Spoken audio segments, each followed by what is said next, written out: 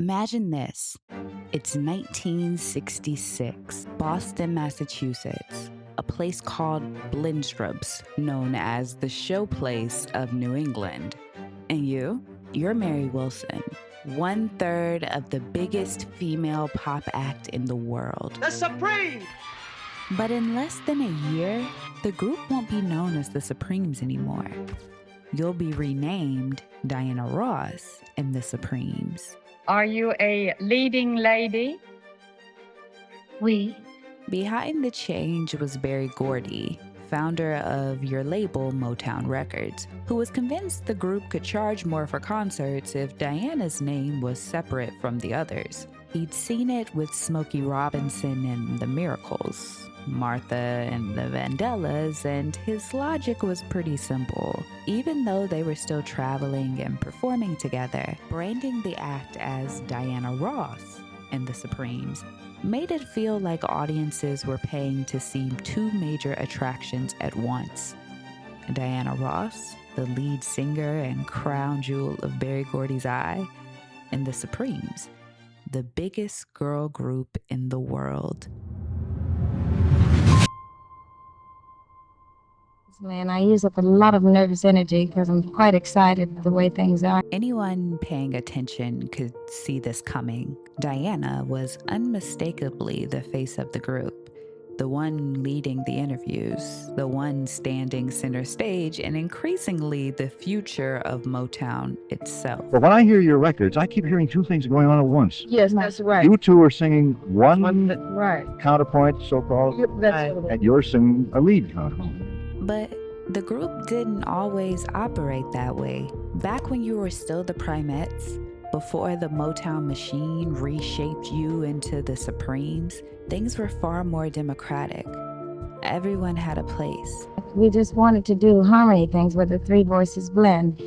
But as we began to release records, we separated ourselves into a lead and background singers. But as Motown grew, everything slowly began revolving around Diane.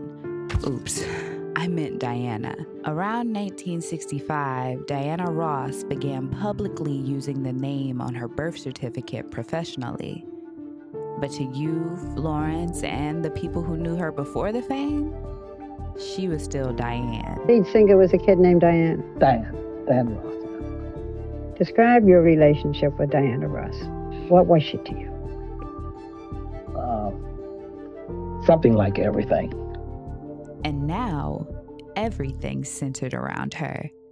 The songs, the styling, the interviews, the spotlight. Gordy had made his decision about who the star was going to be. We had the same feeling that you would have if maybe your dad had younger children or took a liking to one of your other siblings. When he singled Diane out, I'm sure everybody felt that. Berry had noticed something in Diana early on. While attending high school, Diana began hanging around the Motown offices, working as a sort of pseudo-secretary for him. She, you, and the other Primettes were constantly around the label, eager to be close to the music business in any way y'all could. And somewhere in those early interactions, Gordy became convinced that there was something about her that could be transformed into a star. Well, when those lights came on, Diana Ross came to life. Not necessarily the biggest voice in the room, because many people believed Florence Ballard had the stronger natural vocal ability. Many people called you, Mary, the pretty one. But Motown was positioning itself as the sound of young America. To him, Diana had a look and a voice he felt could cross racial barriers in a way that few performers had ever done before. When she was a little girl, I saw charisma. She was charismatic. She was star material. You say, she was a diamond in the rough.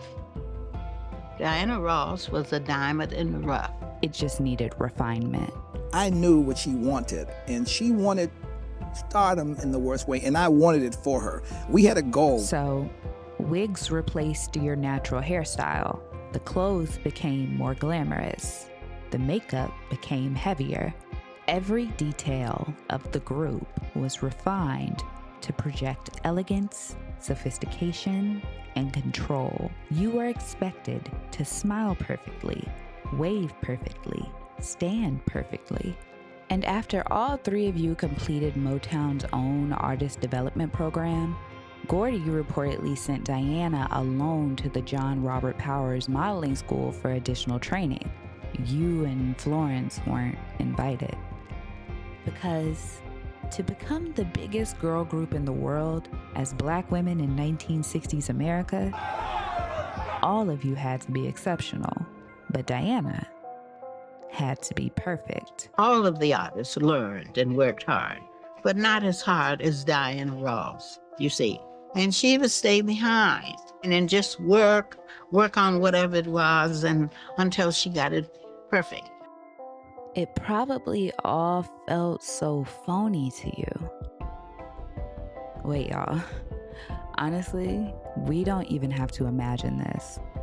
You can hear it from Mary herself. Well, you know, here we're really into marketing, commercialism, and after a while we became such a commercial project that with Diane moving out and becoming the vocal point, that caused a lot of problems. Now, in my book Dream Girl, I discuss this and I try to make it very clear that I'm not saying that Diane was the cause of all these problems. I'm saying that because of her being put out front, it separated us. By 1966, there were already discussions of Diana Ross eventually leaving the group altogether to become a solo act, to become the star Barry had always imagined her to be. But for the moment, the company still needed the Supremes intact. Diana may have been what he was grooming for the future, but the group itself was still one of the most profitable acts in the business. So they worked and worked and worked. Diana told Look magazine in a 1966 profile, "I'm a hardworking ham. I can be anything I want. I'm ready to do all the extra things. Acting roles in movies, be the star of a big Broadway show. But where are the offers? We've had 6 #1 hits in a row, but we're still treated like some ordinary rock and roll group. On TV shows like The Ed Sullivan Show, we're pushed on and off the stage so fast like we're nothing. On Hullabaloo, they give me a cue card with a stupid speech to say. How dare they do that? I could be the mistress of ceremonies, but they never ask me. I see all these phonies who never even had a #1 hit running around acting like they're big stars. But I've got something they don't have, and the kids know it.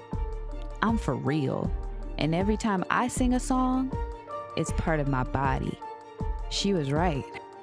The Supremes had to be twice, maybe 6 times, as polished and disciplined as many of their white peers just to receive a fraction of the respect. They weren't simply trying to succeed in pop music.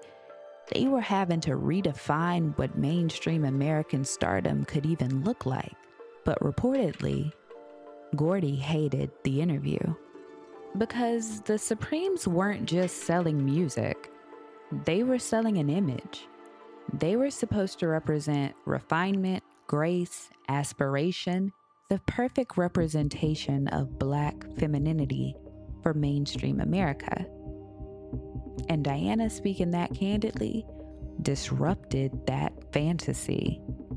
Because to remain a star, a Black woman star, you are expected to always say the right thing, not necessarily the honest thing. Our lives in entertainment is all we have really now. We have a family. I don't mean to say all we have, but we've grown up in it and we enjoy it. And this is our on and off stage life.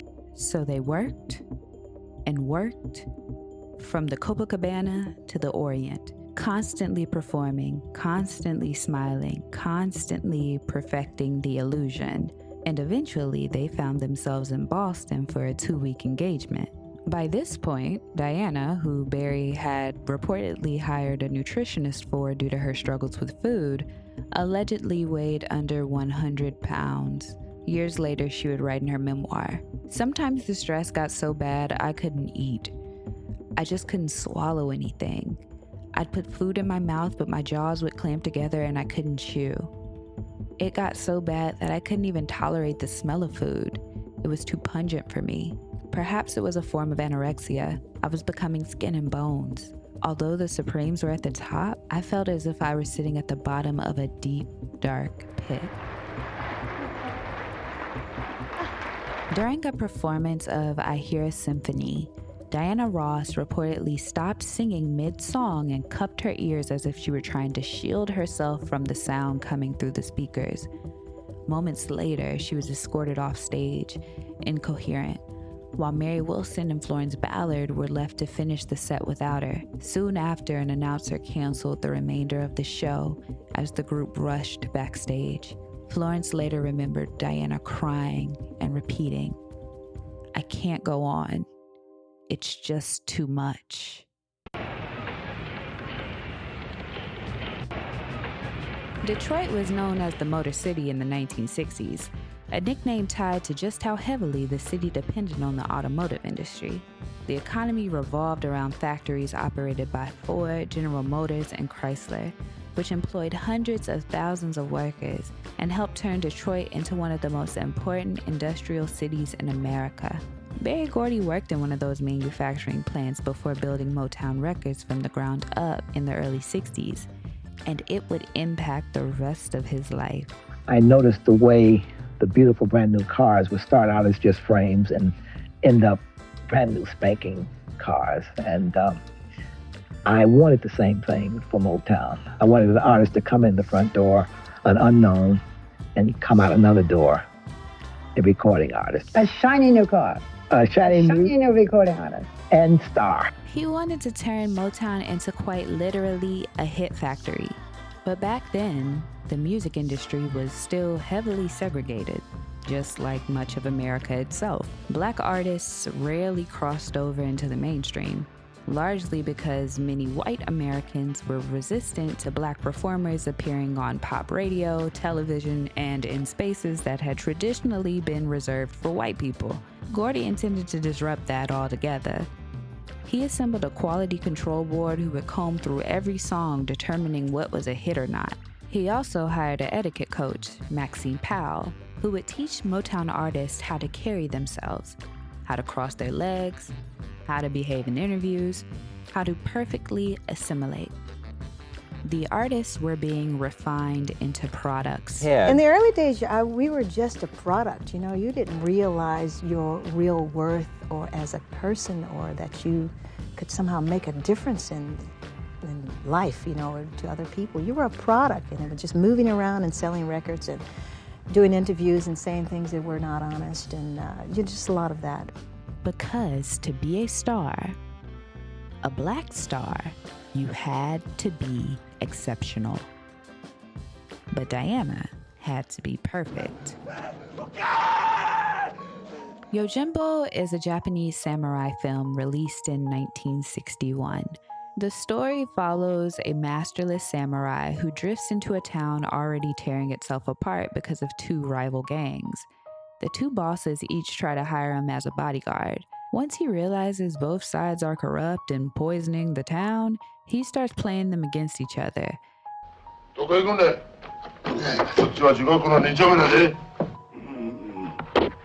Lawrence Kasdan was working as a copywriter at an ad agency in Detroit, but he hated the job. At night, he chased the passion he'd developed earlier as a student at the University of Michigan: screenwriting. Inspired by Yojimbo and the idea of a man willing to put his life on the line for a paycheck, Kasdan began developing a story. He finalized the script in 1975, but while writing, he knew exactly who he had in mind for the male lead: Steve McQueen, who had become the highest paid movie star in the business a year before with the film The Towering Inferno. You know where to reach me. And there was only one other person who could play opposite him. It's to be something, you know what I mean? Through Gordy's vision and Diana's own drive, she had become a superstar. The conscientiousness Mary and Florence once rolled their eyes at in rehearsal rooms had transformed into magazine covers, television specials, and hit records. Very little had improved after the Boston incident. Just a few months after, Florence had officially been replaced in the group by Cindy Birdsong. Cindy Birdsong. Yes, and you are? 23 also. 23 also? That's wonderful. So there was no slowing down. The newer version of the Supremes reportedly requested a schedule of 6 months of work followed by 2 weeks off. That never really materialized. Okay. Bye. Bye. Bye. Bye. By 1969, Diana made her final appearance with the group on The Ed Sullivan Show alongside Mary and Cindy. Mary and Cindy would continue trying to preserve the Supremes' name after Diana left, but Diana, now backed almost entirely by Berry Gordy's machinery, stepped into solo stardom. And honestly, the transition wasn't even that dramatic in terms of the workload. By the end of the group's run, records like Love Child were already being built heavily around Diana, with much of the backing vocal work increasingly handled by session singers rather than Mary and Cindy. I mean, do you take great pains about being the best in everything you do? I like very much to be the best. I think it's expected of me. I expect it of myself. But to be clear, no artist embodied the pressure of Motown's system more than Diana Ross. As years passed, Diana became both Motown's greatest success story and one of its biggest targets. That she had had an affair with Smokey. Oh, she made us all jealous. They tried to put us out of the dressing room. And maybe she would go after somebody's husband. I wanted to pimp slap her. The public and other Motown artists increasingly framed her as calculating, selfish, manipulative, the woman who got Flo kicked out the group. Diana rarely defended herself publicly. It was almost like she couldn't. I've been in the business 15 years, and for the first 10, I think I had no convictions whatsoever. I only did what I was told to do. Were you programmed at all? Well, I guess you really are. I guess most of us are programmed. Because to tell the full story, or even publicly acknowledge her own mistakes, that threatened the very image Motown had spent years carefully constructing around her. She had to be perfect. In 1970, at just 26 years old, Diana Ross was arguably the most famous Black woman in the world. Motown's marketing machine had successfully transformed her into a household name without the other two girls standing beside her. But Diana Ross's true crossover into becoming a supernova came through acting. You're settled in out here, aren't you? Yeah, I just moved out. Right. I settled in kind of halfway because my house was not furnished or decorated. I only have a bed and my toothbrush there. But you do have a house. You bought a house. Yeah, I bought a house in Beverly Hills, and my brother and my mother lives with me. By the early 70s, Motown had moved its operation to the West Coast in pursuit of Hollywood. And naturally, Diana became the company's first major attempt at building a movie star. It would be ridiculous, obviously, for me to discuss this scene with you. Right? You know what I mean? You could tell me about it. Yeah, Right, it's like me. Lady Sings the Blues changed everything. Diana stunned critics with her portrayal of Billie Holiday, shedding that polished image people associated with her and transforming herself into a tragic, vulnerable interpretation of the legendary singer. The performance earned her a Best Actress Academy Award nomination, while the soundtrack simultaneously reached #1 on Billboard, giving Ross a rare double victory in both music and film. And for a while, it felt like she couldn't lose. Hits like Touch Me in the Morning kept her dominant on radio, and she became the first Black woman ever to co-host the Oscars. Diana Ross alone had become a symbol of glamour, ambition, and crossover success. But success at that level creates expectations that are nearly impossible to sustain. Her next feature films, Mahogany and The Wiz, received mixed reviews, with The Wiz becoming a major box office disappointment.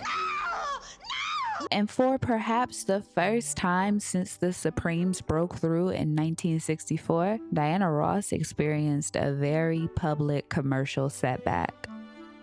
The Wiz had been the first project Diana Ross made without Berry Gordy closely guiding every step. It was one of the first times she had truly stepped outside of his towering influence and committed herself to a project she had personally believed in. And when the film failed commercially, the disappointment hit different. It's the black version of the Wizard of Oz, and a lot of people, I think, were upset then, because after all, the lead in the original Judy Garland movie and in the black musical was a teenage girl. She had spent years being carefully groomed for success. Failure, at least on that scale, was unfamiliar territory. And by all accounts, she took it hard. But she was still Diana Ross and remained the only black actress in Hollywood having multiple scripts specifically developed with her in mind. And eventually, something caught her attention. I had been writing screenplays for several years and without any success, various subjects. And I was looking to find that thing which would help me break through. After writing multiple spec scripts, it was the story about the bodyguard that finally got Lawrence Kasdan an agent. But the script was rejected 67 times by studios. He counted every single one. But eventually, Warner Brothers picked it up for only $20,000.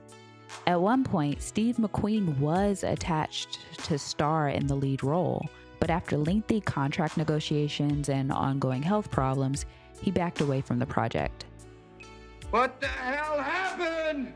By 1976, the script found its way to Ryan O'Neal. This thing I do, Zip Gamble, and I'm breaking about even. O'Neal had built his image as one of Hollywood's biggest heartthrobs beginning in the late 60s. But by 1978, his career had started to cool. He was searching for a role with more weight, something substantial enough to reestablish himself. He read Kasdan's script and was immediately interested, and he had one person in mind to play opposite him: Diana Ross. Thank you. They knew each other socially. They were neighbors. And around that same time, Ryan was finishing The Main Event alongside Barbra Streisand. I know, it's for me. Another project that had reportedly originally been intended for Diana. But according to later accounts, her publicist at the time, Sue Mingers, never informed her about the script and instead pushed the role towards Streisand, who was the marquee artist on her client roster. My parents raised me past color. Yeah. I'm really past that a lot. If I'm in a crowd of people, I don't see that I'm black and they're white. I don't see color anymore. I have mixed children. I mean, we don't look at things that way. It's different. I think the world is going like that. It's just going to be just one color. The Hays Code, formerly known as the Motion Picture Production Code, had only been abandoned about a decade earlier. And within its restrictions on what Hollywood films could depict was a ban on miscegenation, interracial romantic and sexual relationships on screen. For decades, black actors were heavily limited in how they could be portrayed opposite white actors. Even something as simple as an on-screen kiss could become controversial or outright forbidden. That reality severely restricted career opportunities for black performers, particularly black actresses, because while many of their white counterparts were able to build careers within romantic dramas and love stories, they weren't. And with there only being a handful of black male actors that could carry a feature, it limited everyone. Hollywood romance helped create movie stars, but for a long time, black women weren't allowed to fully exist within that space. The Bodyguard was originally written as an interracial love story. This was positioned to become one of the first major studio films centered around an interracial romance involving a black woman in a leading role, outside of exploitation-era films like Honky. One look at her convinced him that black is beautiful. And I know a few of you may think of Mahogany as an interracial romance story, and to that I'll say, go watch it again. It doesn't matter, Sean. Anyway, the concept made Warner Brothers nervous. The film needed to be a success. And while Diana Ross's post-Lady Sings the Blues films hadn't matched the same critical or commercial box office highs, she was still arguably the biggest Black female movie star in America at the time. Diana read the treatment for the film carefully and was very turned off by the original version, including a nude scene. She was strongly opposed to it, and O'Neill, desperate to get this film off the ground, believing it could jumpstart the second half of his career, did everything he could to appease the starlet, including elaborate dates and gifts. But she just wasn't confident in the treatment. She had bet on herself for The Wiz, and it had flopped. She couldn't afford another misstep. Remember, she was a star. She had to be perfect. And it wasn't really just the nude scenes. Diana reportedly had several issues with the treatment. She disliked the violence, didn't want to sing in the film, objected to all the cussing, and even reportedly took issues with the title itself. In Diana's mind, the story centered the bodyguard when the actual star was supposed to be the woman at the center of it all. The intended director, John Boorman, reportedly flew to New York personally to discuss the project with her and see if compromises could be made, but Diana wouldn't budge. And eventually, Ryan O'Neill stopped pursuing the project altogether. Afterward, he publicly blamed the collapse of the film on Diana's diva behavior, saying, "All of a sudden, she didn't want to play a woman guarded by a white bodyguard because Diana Ross doesn't want to show her body, doesn't want to do sex scenes on the screen, doesn't want to sing, and doesn't want to be Black. As you can see, we are no longer an item." The irony is, the qualities people criticized in Diana, the control, perfectionism, protectiveness over her image, were the same qualities Motown had spent years encouraging in order to make her a star to begin with. Publicly, Diana appeared relatively unfazed by the project falling apart. Speaking to journalist Roderick Mann, she said, "I never actually saw the script, just the treatment, and I didn't want to commit on that, so it collapsed as a project, which was a pity. Of course, I'm lucky. I don't have to do films for a living."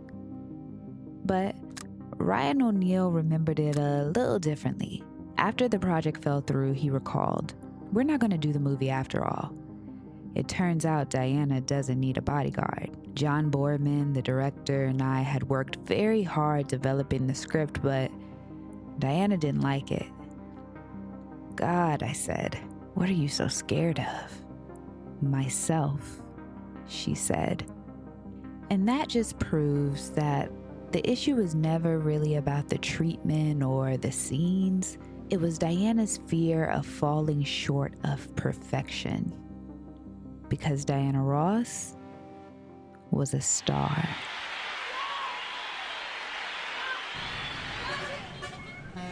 Development of The Bodyguard eventually stalled. Meanwhile, Kasdan moved on to writing some of the biggest films of the era. And as Kasdan's career skyrocketed, The Bodyguard slowly drifted into development hell. The problem wasn't necessarily the script, it was the casting. There simply wasn't another Black female star who could realistically step into Diana's place in terms of both talent and box office appeal. The studio could have gambled on a lesser-known actress or singer, but if they were going to take the risk of building a major interracial love story around a Black woman, Warner Brothers wanted someone who already felt like a sure thing. Then eventually, someone arrived. The news about Whitney Houston is crackling through the music world, and the news is good. Whitney Houston was a star, and by the mid-1980s, it felt like she was everywhere. Her debut album arrived nearly a decade after the original script for The Bodyguard had been written, and it immediately became a phenomenon. The album spent 14 weeks at #1, the longest run for a debut album by a female artist at the time. And at just 22 years old, Whitney had become one of the biggest names in music. There was Lena Horne, there's Dionne Warwick, but if the mantle is to pass to somebody, it will be Whitney Houston, in my opinion. Clive Davis, co-founder and president of Arista Records, carefully shaped her rollout. The songs, the producers, the image, everything was carefully curated. He spent 2 years and $250,000 in making Whitney Houston a star. And it worked. The winner is Whitney Houston. Whitney's debut produced 4 top 10 singles and quickly positioned her as pop music's next crossover superstar. She also came from music industry royalty. Her mother, Sissy Houston, was a founding member of the Sweet Inspirations and had sung background for Elvis Presley and Aretha Franklin. Her cousin was Dionne Warwick, one of the first Black women to fully cross over into mainstream pop music.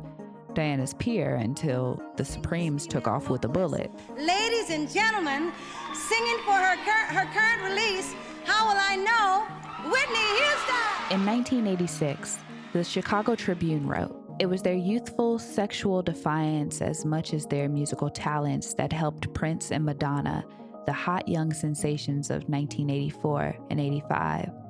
Miss Houston's success is probably less dependent on image making than that of any other young contemporary pop star. Her appeal is more that of a traditional all-American girl than a sex symbol. An all-American girl, and a Black girl at that." Whitney was reportedly the first Black female artist to receive heavy rotation on MTV when How Will I Know exploded onto the network. She was everywhere, from major cities to suburban living rooms across Middle America. But to be a star, a Black woman solo star, you have to be perfect. That's my new, I feel great. It's good. Whitney Houston had a perfect image in the mid-'80s. The sandy blonde hair, the model-esque frame, and the most beautiful singing voice to ever hit the FM dials. She felt that pressure from all angles. But Whitney Elizabeth Houston was also human. She told Rolling Stone in 1993, "Michael Jackson said it best. You become this personality instead of a person. That's what's strange about this image business. The more popular you become, the weirder they want to make you.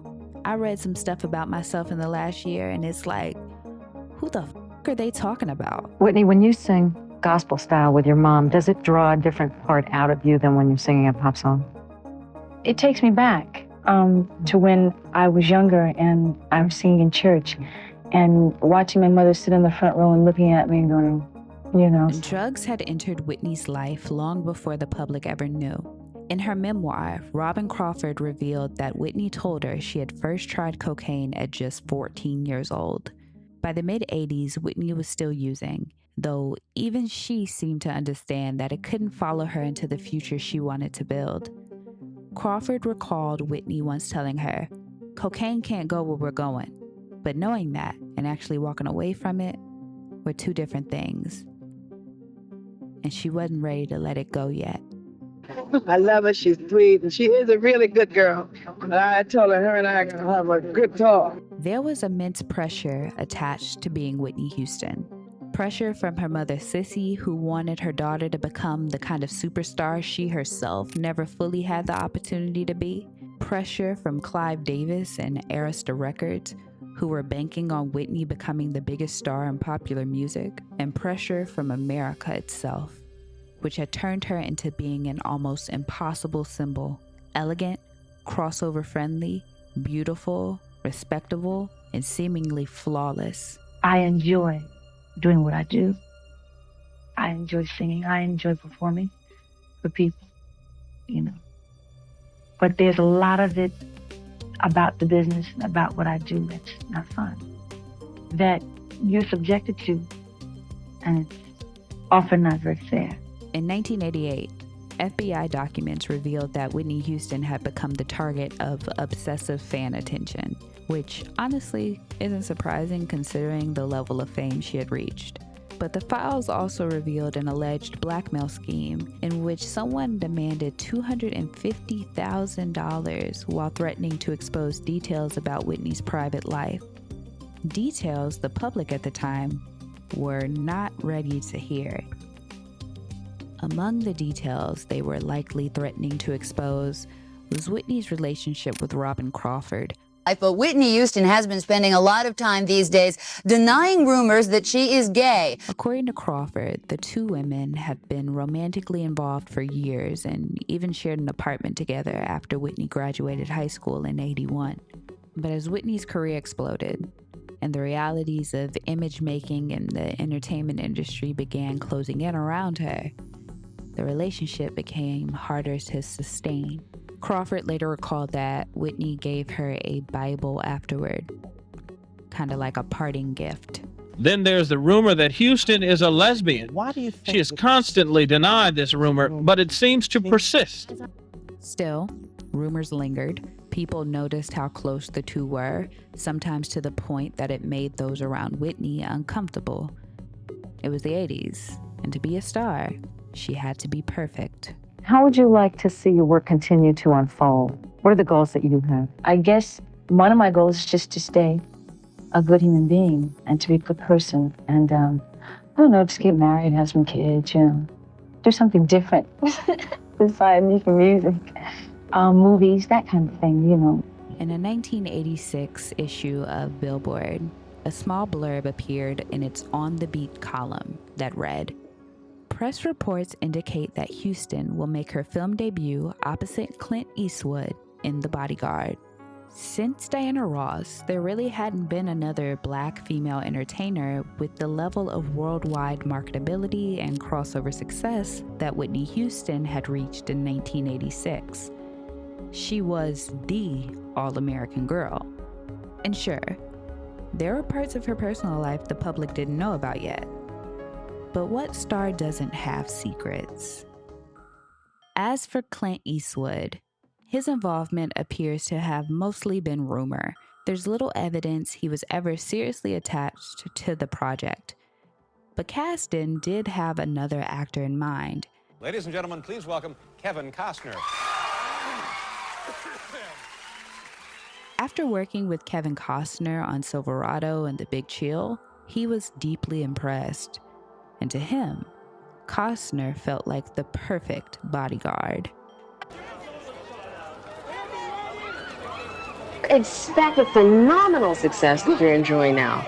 You know, I didn't expect anything. I had no idea that it was going to be as major as it is, but I'm very pleased about it. I sure am glad it did happen. I am. Whitney's star grew, and Kasdan rewrote the script, redeveloping it to fit the late 80s. Whitney had never acted seriously before, only doing cameo appearances in sitcoms like Give Me a Break. Now, don't blame Katie for all this. Actually, the boutique was my idea. But like Diana, directors and writers alike were already developing scripts with her in mind. Costner allegedly saw the Where Do Broken Hearts Go video and was sold on Whitney being the right choice to play opposite him in the film. But they didn't reach out to her until around 1989.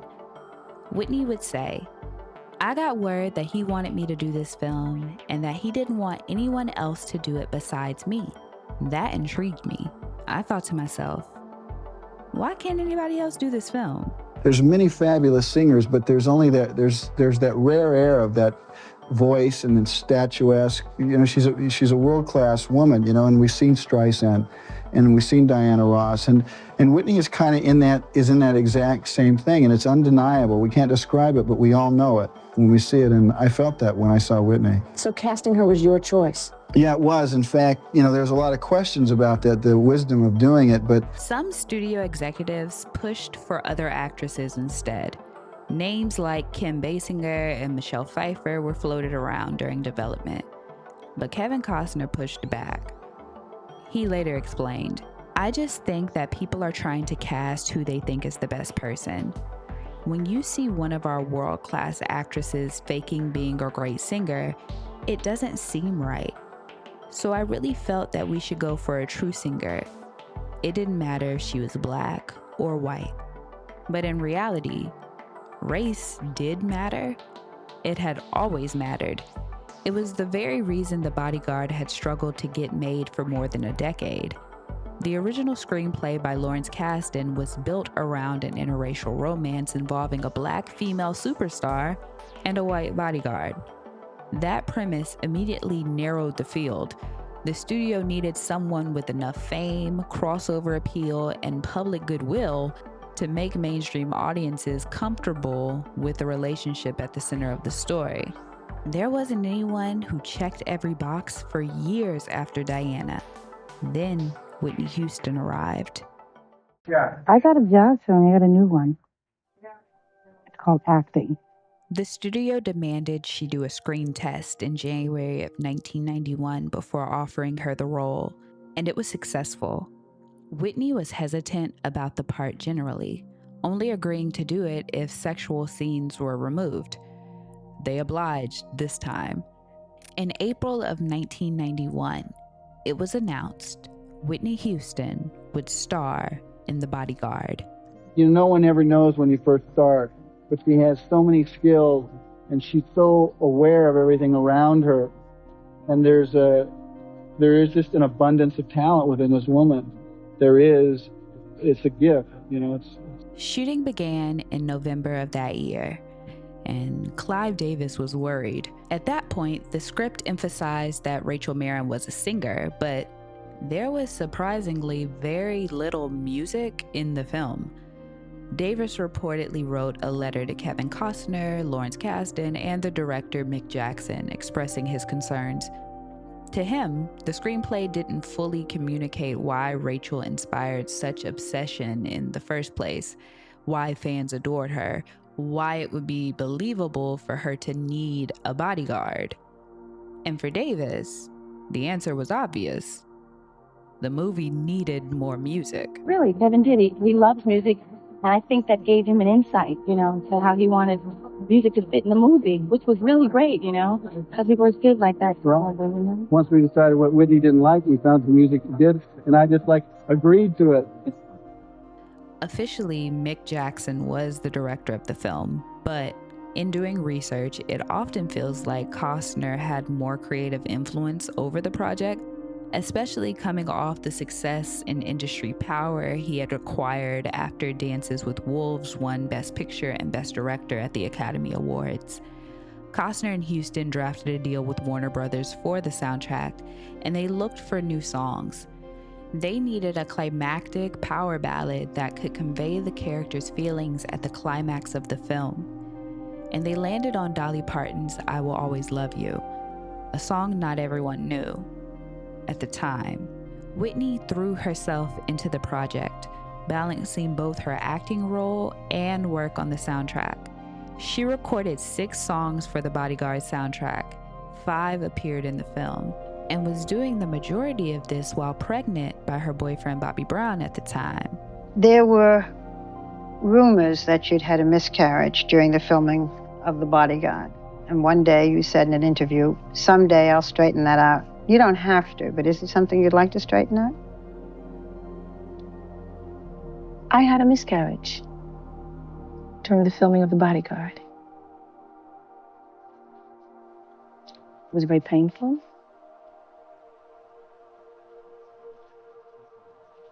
Emotionally and physically. Around December of 1991, about 6 months into the pregnancy, Whitney suffered a miscarriage, and the loss reportedly devastated her, especially as production on the film continued moving forward around her. Filming wrapped in March of 1992.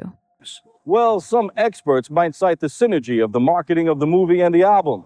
Others might point to the curiosity factor behind the screen debut of Whitney Houston, or the star power of Kevin Costner, or perhaps the forbidden spice of the interracial romance angle. The film opens with a bang.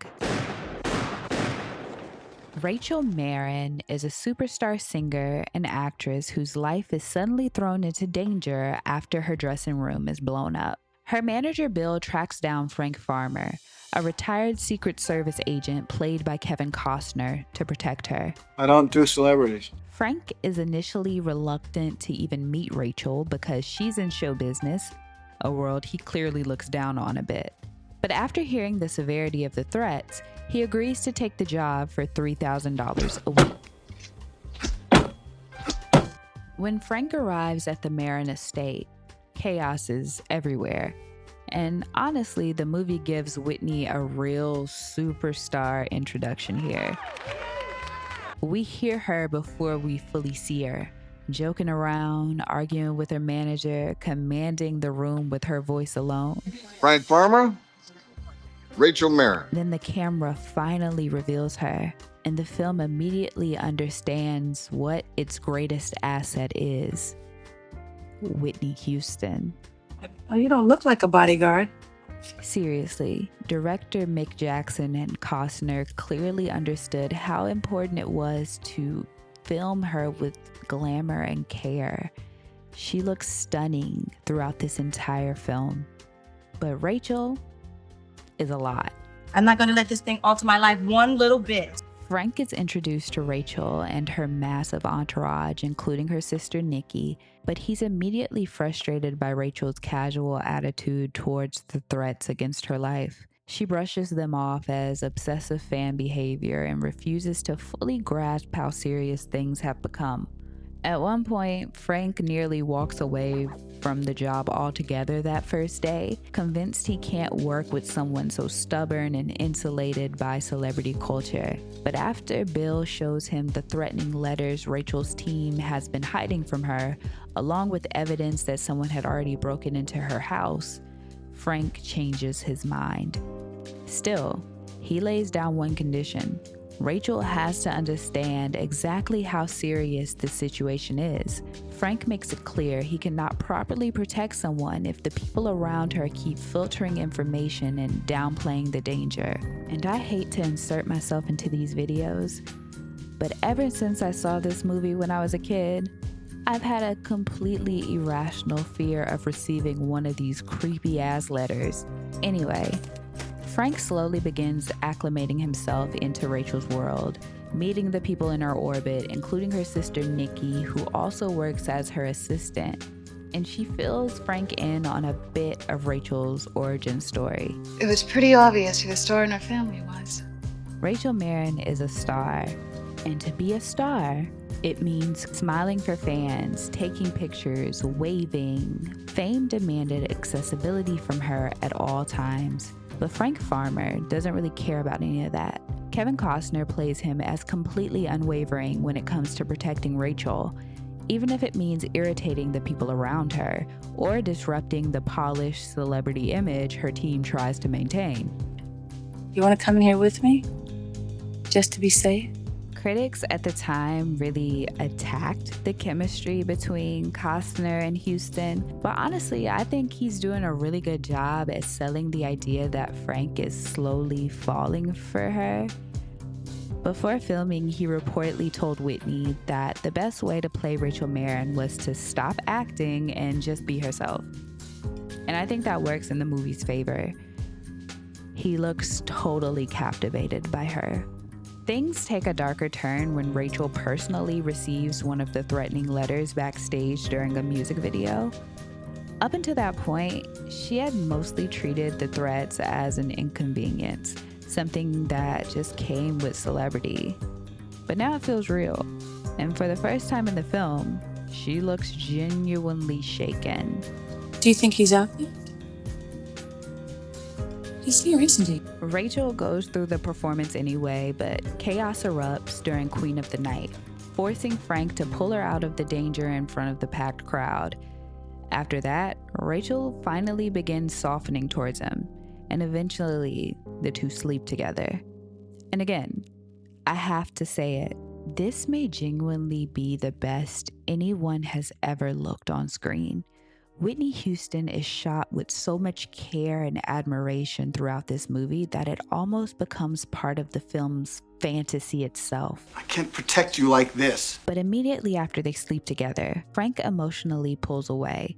He cuts off the romantic side of the relationship almost as quickly as it begins, and Rachel is really hurt by it. And instead of sitting with her emotions and processing that directly, she just starts lashing out at him. Farmer, this is the part you do get paid for. The tension boils over during a party celebrating Rachel's Academy Award nomination for Best Actress. Out of that frustration, she begins flirting with one of Frank's ex-colleagues, Portman. But the interaction quickly turns uncomfortable when he becomes overly aggressive. Tony, Mr. Portman was just leaving us. Honestly, I may be reading into this a bit, but this feels like one of the only moments in The Bodyguard where Rachel's black womanhood quietly enters into the text of the film. Rachel nearly gets assaulted at her own celebration, and when she looks back out at the crowd, she suddenly feels isolated within it. She's surrounded by people, but visually and emotionally, like she's alone. Nobody looks like her. Nobody is like her. Still, instead of confronting those feelings, she redirects her anger towards Frank. You know, Farmer, you're a self-righteous son of a... Things finally become undeniable when Rachel receives a threatening phone call directly into her hotel room. Whoever is targeting her knows exactly where she is. Frank, I need you. I'm afraid. Up until this point, Rachel had been trying to hold on to the illusion that this was all a big overreaction. But after that call, she finally understands Frank was right all along. I will do whatever you say. You cross me up this time, Rachel. I swear I'll kill you myself. So he relocates her and her inner circle to a remote cabin in the woods. It's supposed to be safe, isolated, controlled. But even there, danger follows them. Rachel's son Fletcher is nearly killed after a motorboat on a lake is discovered rigged with explosives. And that same night, the film delivers its biggest twist. Nikki, Rachel's sister, confesses that out of jealousy and resentment towards her, she had hired someone to kill Rachel. She admits she never actually met the hitman and doesn't know his identity because she paid him in full anonymously. I hate her. And that night, the assassin breaks into the cabin and shoots her. Meanwhile, the stalker responsible for sending the threatening letters is taken into police custody, but the audience already understands that he was never the real threat. The actual killer is still out there. It isn't over yet, is it? By the night of the Academy Awards, Rachel is more exposed than ever, but she still performs celebrity perfectly. She smiles for the cameras, waves to fans, jokes backstage, and carries herself like everything is under control. Frank gives her a necklace with a hidden emergency trigger and tells her to activate it if she ever feels unsafe. During the ceremony, Rachel suddenly panics while presenting an award and rushes off stage terrified. And again, in her fear, she lashes out at Frank. Farmer's making me into a fucking lunatic. And that's when Frank finally pieces everything together. Portman is the hitman. Rachel wins the Academy Award for Best Actress. Honestly, one of the more unrealistic moments in the film, considering Hollywood wouldn't award a black woman that award until about a decade after the movie came out. But before Rachel can fully celebrate, Portman attempts to assassinate her live on stage in front of the entire audience. Frank throws himself in front of her and takes the bullet before shooting and killing Portman. Thankfully, Frank's wound isn't fatal and he recovers. And afterward, he meets Rachel one last time at the airport as she prepares to leave. The two understand that whatever they had, romantically or professionally, probably can't survive in the real world. Rachel boards the plane, but just before takeoff, she suddenly runs back across the tarmac and leaps into Frank's arms as "I Will Always Love You" swells over the scene. The two kiss, giving the film its iconic ending. Rachel Marron continues on as a superstar, and Frank Farmer returns to the quieter world of protecting politicians. What was the fun aspect for you being in a film? Being a woman, being a black woman, playing a very strong part. I think that's... The Bodyguard premiered at Mann's Chinese Theater in November of 1992. The film opened at number 3 at the box office and eventually grossed over $121 million domestically, becoming a major commercial success despite the skepticism surrounding it before release. Critically, though, the reception was mixed. Writing for Entertainment Weekly, Owen Gleiberman famously wrote, "To say that Houston and Costner failed to strike sparks would be putting it mildly." He went even further, describing the two leads as two self-contained celebrity icons working hard to look as if they want each other. It's like watching two statues attempting to mate. A lot of the critics also argued that Whitney was basically playing herself, but that was partially intentional. Kevin Costner had encouraged her to lean into her own instincts and natural personality when playing Rachel Marron. He wanted the performance to feel effortless instead of overly acted. Smile. I'd love to see it again. All right. I was shocked. I mean, Why were you shocked? because she's a singer and everything, and I wouldn't think she knew how to act. And whether critics liked the movie or not, audiences clearly connected with Whitney. In Houston, I think on the basis of this film, she's a movie star. In a 1993 article cheekily titled, "I Will Always Cast You," one studio executive reportedly said, "I think the industry's perception prior to this movie was that Whitney Houston was a goody-goody girl with a somewhat campy image. She proved that audiences loved her in this role, and she has definitely developed a following as a movie star. Madonna wishes she had half of what Whitney has." That same article reported that after the film's release, Whitney was flooded with offers, receiving more than a dozen scripts along with multiple production deals. The industry may have debated the movie itself, but Hollywood suddenly understood something very clearly. Whitney Houston was a movie star. Can anyone prepare you for fame? No. I mean, your mother sang, your cousin sang. Can anyone really tell you what it was going to be like? Mm-mm. They can't. And all they ever say to me is, "So you wanted to be a star." But it wasn't really, I wanted to be a star. I just wanted to sing. You know, I wanted to do what was in my soul, what was in my heart. This other madness, you know, they say that comes with the territory, you know. Ooh, it's a hell of a territory. And honestly, the soundtrack to The Bodyguard became even bigger than the movie itself. The album spent 20 weeks at #1 on the Billboard 200, the longest run atop the charts for a female artist at the time. And then there was "I Will Always Love You." That song spent 12 consecutive weeks at #1 and became a cultural phenomenon all on its own. By the following year, the soundtrack had been certified diamond after selling more than 19 million copies in the United States alone, making Whitney Houston the first woman ever to achieve that milestone. And the Grammy goes to Whitney Houston!